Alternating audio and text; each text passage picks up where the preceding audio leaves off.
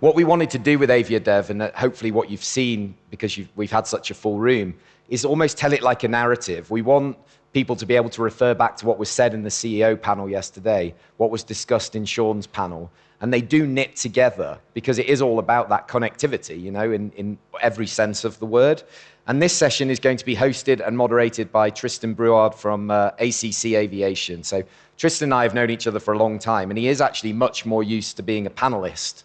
And his vast and varied experience in asset management and aircraft finance, the unique offering that ACC Aviation provides as well. I pitched to him, hey, would you give it a go as being the moderator for a change? Because he was telling me of these experiences of being on a panel with 5 lessors, and it's the same question, and he was always at the end, and he's like, what they said, right? So I said, let's give him a different option. So he's making his moderating debut, and Tristan, I'd like to welcome you up, and Susie's going to play you on.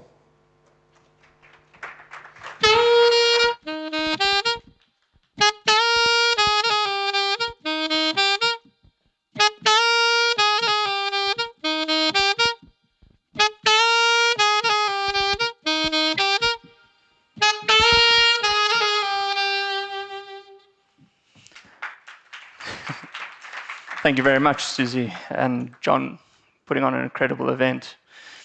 Well, a little bit about ACC Aviation. We don't just do the financing and the advisory services. We're also one of the leading ACMI brokers globally at the moment. So some of our colleagues here will more than welcome a conversation with you guys. So without further ado, I'm going to invite our panelists up.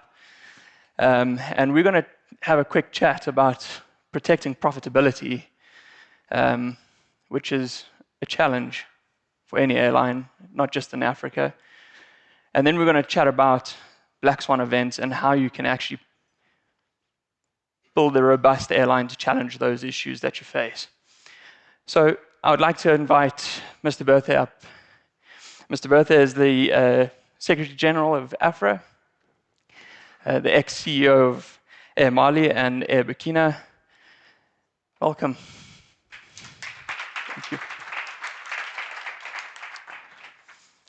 Next, I'd like to invite Anvar from AI12, an insurance and reinsurance provider. Anvar, please.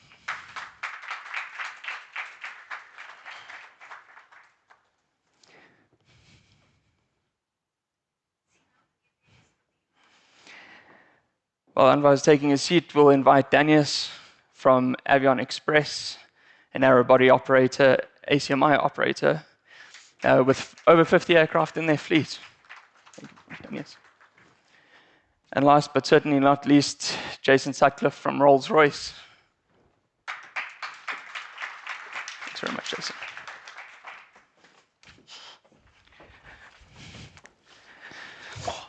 Right, thanks very much for joining the panel. I think to set the scene, we're going to start with the challenges that are faced in Africa, and whether that's geopolitical, whatever might come across the table of an airline. And I think we'll hand that over to Mr. Berthe to start, and maybe you can give us a bit of the landscape and challenges that are faced by African airlines. Thank you very much, moderator. First of all, I want to thank John Awell for this very great event and inviting me as AFRAA to be part of the event and be a speaker. Regarding turbulences our airlines are facing, I'm talking from my experience as CEO. As you mentioned, I've been CEO for many years. Yeah.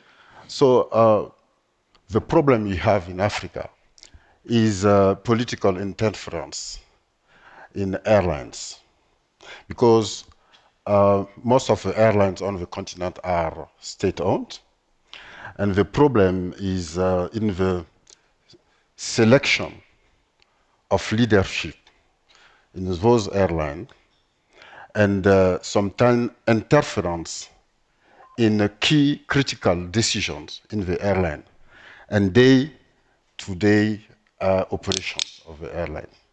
This is really a big problem we are facing. The second issue is the conflicts, the consequence of geopolitical conflicts on airlines. You can see what happened in Russia and Ukraine crisis, the consequence on our industry, and even within the continent, some regional conflicts impacting our airlines operations. And also, through my experience, I can talk about some very simple things. Elections in Africa. There are a lot of elections. In my experience, in some countries, I've seen 1 month before an election in a country, the traffic will go down because nobody wants to go there. Nobody knows, doesn't know what will happen through the elections. And after the election, sometimes you have also a crisis, which will be impacting, in fact, the business as well. Yeah. So those are some causes of turbulence. And I want also, because we are in a very high cost operation environment in Africa, and sometimes you can have some decisions which will increase brutally the environment regarding taxes and charges, or also fuel costs, which will directly impact an airline. And also I can talk about the security threats in some countries, which will impact, obviously, the traffic. I'm sorry to be too long about it, but It's no those problem. are, in my view, the key element of turbulence for airlines. Indeed, I think Africa's no infant to the political issues that we face across the continent. So when those sort of events happen, a lot of airlines will either step back or readjust their strategy within that region. And another aspect which is quite interesting that I want to bring up is the insurance aspect when geopolitical issues start taking place, and how you guys help the airline in those specific situations. Anvar, if you can elaborate a little bit on that. Yeah. Good morning, everyone. John, thank you very much for a perfectly organized conference here. And my first touch was with Africa was in visiting Kenya in 2003. So now, the first time in Namibia, I was visited many countries in Africa. I love Africa. Beautiful people, beautiful country. Talking about the insurance itself, now it's what I can see, what's going on the market, because we are placing businesses worldwide, different continents, and the reinsurance market, underwriters, trying to cut the capacity as much as possible and to make the product, let's say, more narrower. This, especially, we can see that what's going on the hull market, especially this, of course, damaged by the situation, what happened in Russia. Technically, in the past, underwriters, they're trying to provide wider coverage, making some kind of sub-paragraphs, giving wider product. But what we can see on the hull war, the paragraph of the confiscation by the government of the aircraft, what's definitely happened when the more than 700 aircraft stuck. And the lessors faced also with a big impact on that. And no one is paying, everyone is in court, everyone is going. I do understand this on another side, underwriters, because technically its reserves is around $15 billion, and if they pay this, the market simply will be just damaged for everyone. Yeah, hull war, and as we can see, even that kind of big geopolitical risks, even that kind of, let's say, big crises, even when you have a policies, we can see that the market could react. Technically, there are no coverage or something like that. Yeah. So that's why we every time we every time just giving to our clients the view what definitely they're buying and what's covered, what's not, because the mostly everyone see that just papers, because the product is not how to say you can't feel it, you can't touch it. Yeah. It's not a tangible. And that's why you have to provide the quite deep expertise to the clients to understand what's covered, to explain what's covered, what's not, and what's the technical risks. And now we can see even the big crises could not be covered technically. Definitely. So I think I don't want to be in this lumps the whole time with political issues and how we resolve that. And you know, aviation is an unforgiving industry, but it also has a forgiving cycle where everything starts to pick up again, and airlines need to adjust. And when that adjustment needs to happen, they need to do it quite quickly. And I'm going to go over to Dainius, and maybe we can explore ways that airlines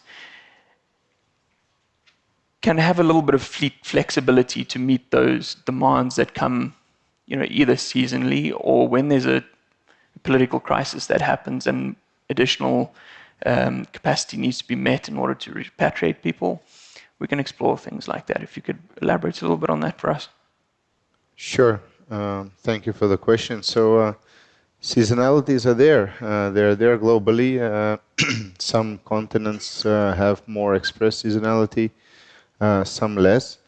But basically, you can divide the world with an equator and have two counter-cyclical parts of the world, right? So aircraft and crews are movable assets, and I think it makes sense to utilize them all year round, right? So somebody like Avion Express, in a form of ACMI, we can move our assets and provide capacity to the airlines. When we have a lower season in Europe, we can come down to a high seasonal market and allow airlines to capture that market and earn what they can earn in that seasonality. Seasonality in itself, then it differs. Sometimes it's for a 6-month period, sometimes it's shorter. What I would like to highlight that the airlines would think in a flexible manner, even if it's a couple of months of a good market, then there are airlines as us who provide that flexibility to cash in out of those two months, for example, right? Yeah.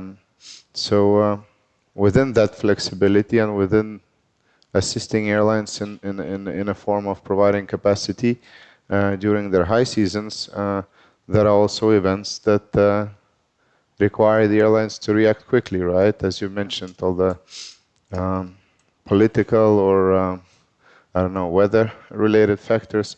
This is sometimes where we assist as well. Depends on the event, I guess, and the amount of risk that you would like to take to repatriate somebody from somewhere. But in general, I would say it's also a good tool to cover these type of events, of course. And then thanks to AA12, if the insurance is there, then you can operate those flights. Most definitely. And I think that there's a few airlines here that do struggle from AOG aspects. How readily available could a solution be to these airlines here in Africa? So it all depends on where do we have our aircraft available, I guess. In general, we react in the matter of hours, I would say, right? When there's an AOG, if we have capacity, then we can support the ones in need. But then if the aircraft is based somewhere further away, then we need time to ferry it in. So it all depends on the location, I guess. Yeah, most definitely. And then, Jason, from your perspective as an engine OEM, what are the challenges that you guys are specifically seeing within the African region? I guess it's, from our perspective, it's initial tooling and buying the equipment in order to maintain the engines correctly. We've seen a lot of airlines, especially government-owned airlines, going straight for brand new 350s or 787s or 330neos. But you need to maintain these expensive pieces of equipment, right? So you need to have the kit in order to maintain these. And if something goes wrong, you haven't got one piece of tooling and you go AOG because you only buy 1 or 2 aircraft. That's half your fleet down. Yeah. I think that's a big mistake that I see in African Airlines. Start properly, ERJs, and grow. So we power the ERJ 145s, and they're a great aircraft for regional operations in Africa. As are the a used A330. You can't get a brand new aircraft now till 2030, 2031. So these sort of aircraft that are robust, reliable, run all day long, 6,000 cycles on wing from a Trent 700, I think is a great way to start your airline and grow your airline, as opposed to going straight on the brand new, shiny piece of equipment from day one. Get the used piece of kit, make money, and then buy new aircraft from there. Yeah, most definitely. I think there were a couple of comments made yesterday and in the earlier panels. I think you need to learn how to walk before you run. Great. And that takes me to the next step where an airline is ready to take on the big shiny equipment, and it comes down to the financing of these assets. And a lot of airlines are struggling, especially in North and West Africa, with getting attractive financing. And the issue comes down to some of the insurance around that financing. So Anvar, if you could elaborate a little bit more on if you guys are doing anything around the reinsurance around financing and how that assists in getting the financing. Financing of the lease contracts itself, or I mean, even the lease rates itself, it's already too high for the regions. As much as high as everything. If you look at the insurance itself, it's also high rates, high premiums when the African airlines startup airlines. To provide insurance of the leasing, it's another. To buy insurance for insurance, it's not reasonable, to be honest, because lease rates already includes these high risks for the industry in the region. When we discuss about the sustainability, probably as far as I understand, if we do, so I have some ideas for the slides to reduce and how it's as an idea could be. We're discussing actually about the ACMI operation. Sorry, I'll be eating a little bit probably bread of the Avion Express and a couple of our airlines here. One of the couple of projects that we are discussing now is to make a commercial management center supported by the ACMI of the operators that comes to the Aviation Solutions Group. Technically, we have more than 12 AOCs in the airline, in the company, plus 5 more coming this year. So to provide the commercial management center where we can provide the full skillful CEOs or senior management to organize the ground operation, ground handling, revenue centers, all of these kind of things. And then also to educate the people locally to improve their expertise and the skills. Supported by our airlines on the ACMI basis to create the ticket sales centers. In this case, you'll be having, I think, that quite good things that using our aircraft, you can fly to European destinations.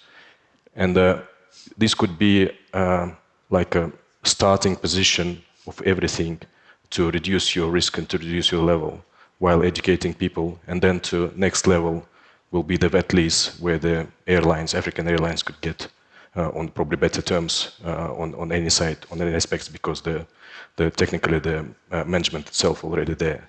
Yes. So this what we're discussing with a couple of airlines in the region and also in the Middle East. That explains quite a lot. Yeah, actually, Avion is here, ClassJet and the Air Explore, so they're big professionals on that area. I think Dainius, do you Sorry, want to add? Dainius. No, it's okay. I just wanted to reflect on the learning to walk before you run aspect as well, and then to sort of complement what has been said.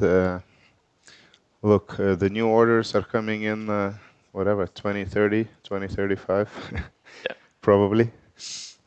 So there's a gap in between, and if you operate regional aircraft, then you can make use of ACMI to learn how to walk, to try new routes, to try new markets, see how are the sales going, what are the payload limitations on certain markets, to basically figure out what aircraft you need. Yes. Then you can order or change your order if that's possible, but it's a good tool to learn and to explore the markets. Yeah. And in the group itself, we have more than 200 aircraft, and you can imagine that, of course, the lease rates are different. Insurance that I do in the group as a package is much different rates. Yeah. The all aspects is support on spare parts, and the maintenance is it's different. Yeah. That could be beneficial for local to use the ACMI, which includes all of these parameters. Yeah, most definitely. Before I move on, we do actually have a poll. So if we can bring the poll up. And this is quite an interesting question, but we'd like to understand what the greatest threat to African airline profitability is. So we'll let the poll continue while we answer a few more questions, and we'll come back and discuss the poll and how we can potentially combat these black swan events. Now, Mr. Berthe, I mean, airlines need to expand and grow their routes. And I think it's been made very clear, this panel and various other panels, that walking before you run is the best solution. But I want to hear it from your perspective as well, how an airline can go from the walking to the running situation in a route expansion capacity. Yes, we know there is a potential for growth of air transport in Africa. However, we still have challenges. One of the challenges I've seen is the fragmentation of the airline industry on the continent. And AFRAA is leading a project for cooperation between airlines and even going to consolidation. We are working on that. And also one of the challenges I said before is a lack of vision and leadership in airlines. Market access, fair market access remain an issue in many parts of the continent. We need to move this agenda as well to have access to market for all airlines. We have the visa openness in many countries also, which is constraining. And during one of the panels this morning, we talked about the access to finance.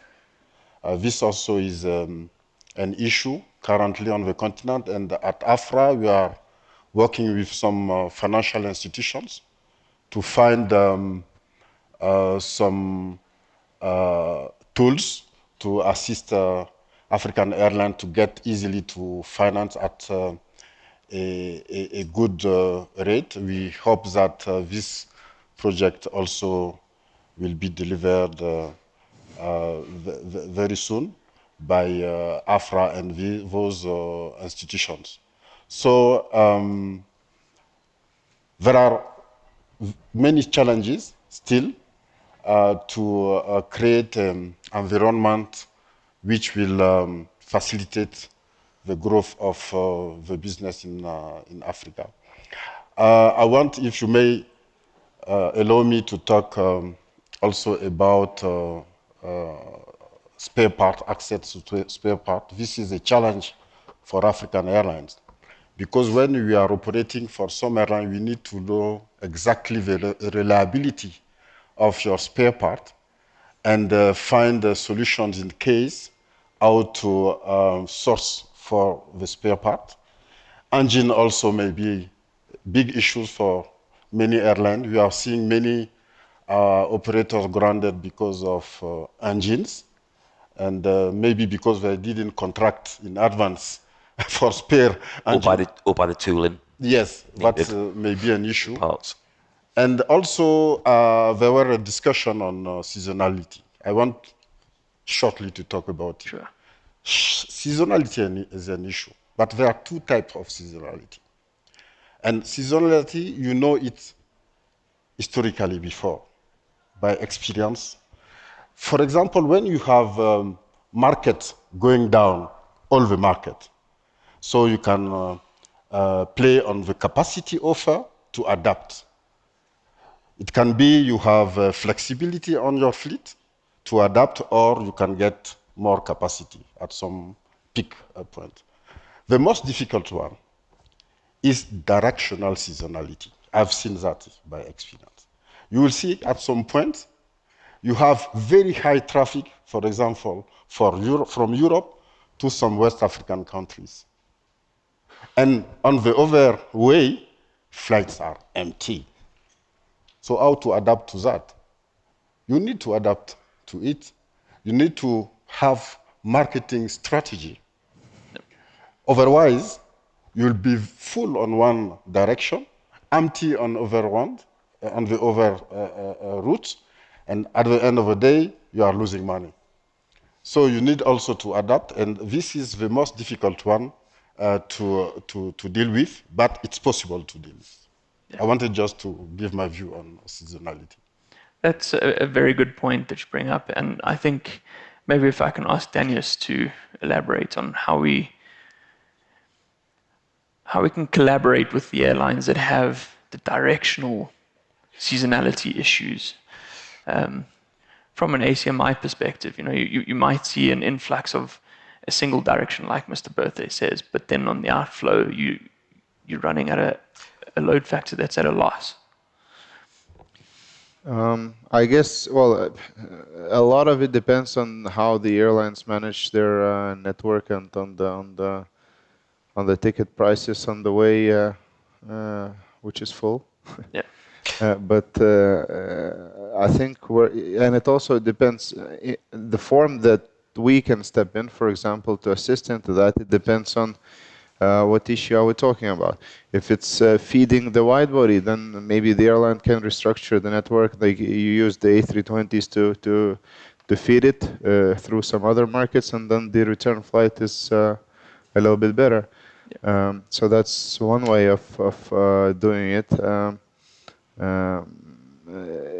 From our perspective, then we're not tied to a single base or a home country that we operate from, right? So that brings another sort of form of flexibility. So a customer having its home base in whatever in Windhoek, they can ask us to be based somewhere else, do the flights on behalf of them, and then probably connect the two markets, which they don't do. So I think there's a lot of work that can be done together in cooperation between ourselves and the airline to see how to structure the assets and the flights that we can do to make the best use out of it. Yeah, I think that's a good one. Can I hijack that? Yes. And be controversial. So you're saying that we're getting a lot of flights in from Europe that are full, and then return is empty. Is that because people, and let's face it, SATAM, is it really working? Are people actually connecting into Africa, or do they have to go into Europe to come back into Africa to go somewhere they want to go to? And that's something surely, as a continent, we should be able to fix and make SATAM work. We've been talking about it. I've been doing Africa since 2012, and we just keep talking about it. Nothing happens. and you're getting all these flights in from Europe full, and these people are trying to connect somewhere else within Africa, flying out of Africa to come back into Africa. You know, there's a lot of interconnectivity that can happen if the governments allow it, and that's the only way you're going to fix it, right?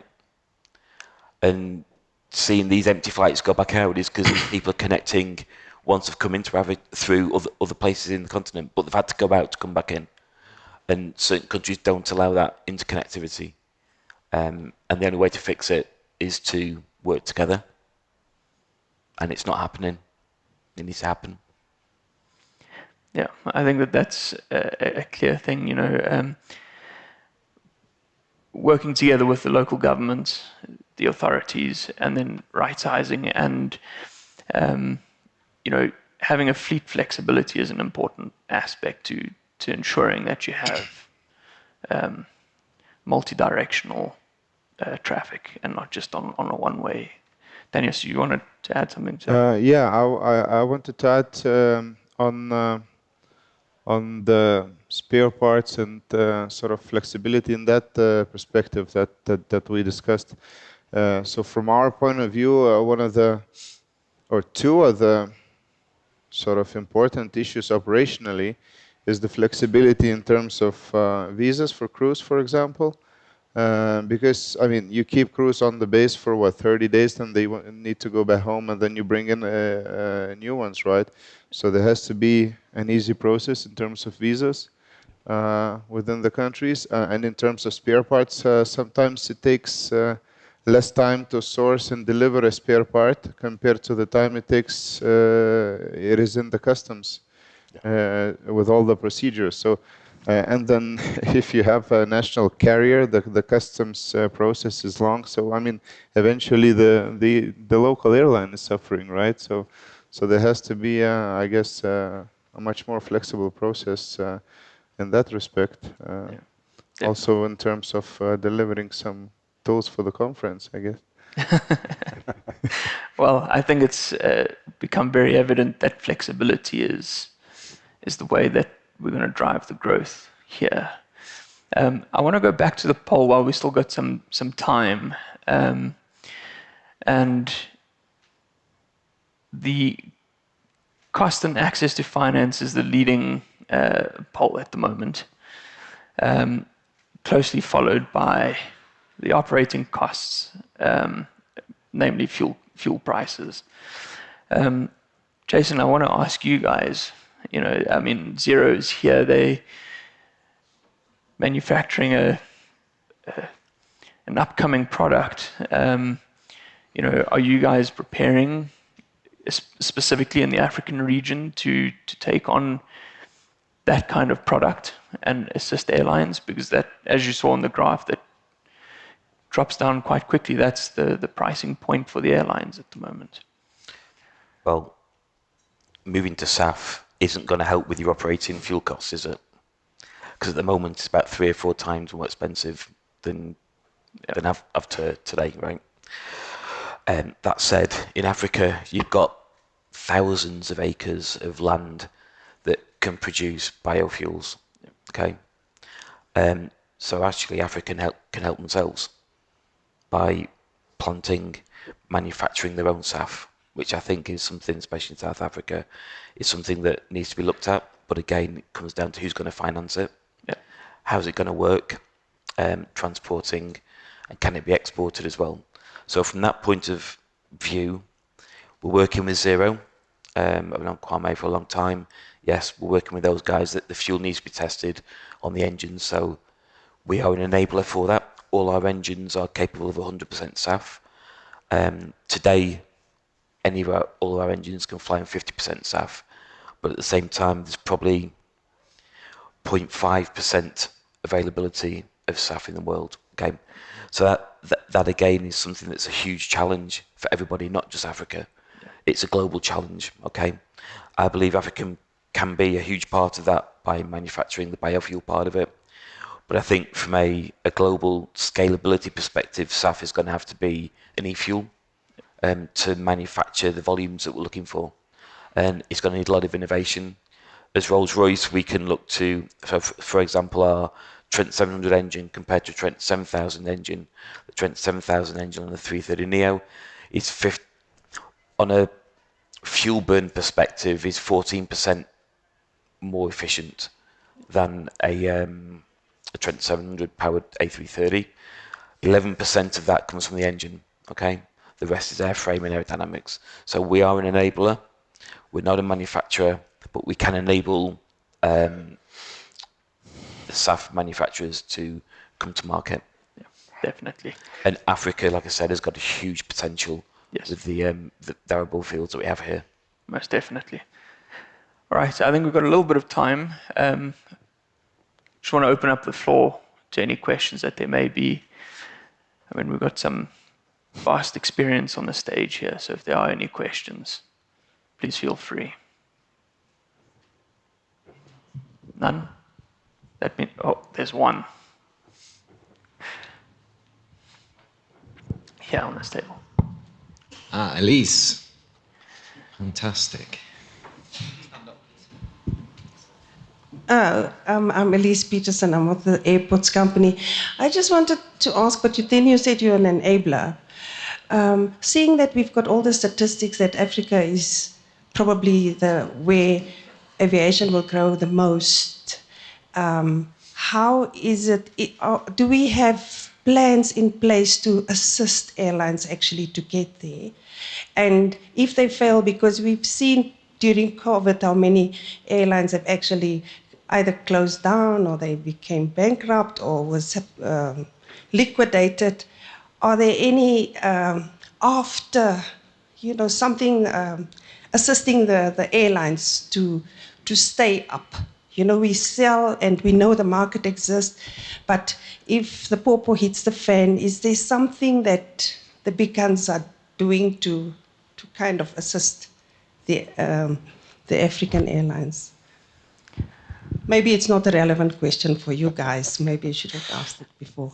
I think I'll give it to Mr. Berthe. I think he's got a... I can take it. Thank you. Yeah, can I just add an addition? And then maybe one should see plants of Airbus in Africa, for that matter, and not necessarily in Europe. Can we have... the wings can be manufactured somewhere in Africa, or some of the spare parts that you're having a problem with. So I think in Morocco, they have got about 10, 20,000 indirect employees manufacturing the 220s, 220 wings and 320s as well. Rolls-Royce, we also have our nacelles manufactured in Morocco as well. So the huge plants there. Huge, I guess, employees, a huge amount of employees are through Spirit Aero, manufactured both Airbus and for Rolls-Royce. So I'm going to give the floor to Mr. Berthe, but 20 seconds or less. Okay, in short, what to do to make African airlines sustainable? That is the reason at AFRAA we organized with African Aviation Industry Group in June 2022, a laboratory in Nairobi. It was hosted by AFRAA with all stakeholders to see what can be done to facilitate operation of airlines. We have a roadmap. All the stakeholders are included. Even African Union will also involve. However, there are some kind of decisions which are beyond the industry. It's at the level of decision makers. So that's the reason we bring in AFCAC, African Union, and at AFRAA we are pushing this to make it happen. We talk about custom, for example. During the discussion, we talk about the custom on spare parts, not only the delays to bring the spare parts, but only the cost you have to pay when you import a spare part. This is also still an issue in many countries. Yeah. So there are things, but we are pushing to get results because it's very important for us to get this result. You talk about also SATAM. SATAM was one part of this laboratory as well. The SATAM group part is headed by the African Civil Aviation Commission. Yes, We talked about taxis and charges as well, and also how to connect air transport with tourism and trade sectors. Yes, most definitely. I think that sums up the question and a decent answer. But also be profitable. As I mentioned before, you buy 2 aircraft costing you $300 million. You're going to be $300 million in debt from day one. Yeah. Okay? Yeah. From day one. You'll take us a COVID and you're done, right? Yeah. Start off properly. Grow the airline organically. Don't go buying big shiny aircraft from day one. Yeah. Because it won't work. Most definitely. Learn to walk before you run. Brilliant. Thank you very much, everybody. Thank you. Really appreciate that.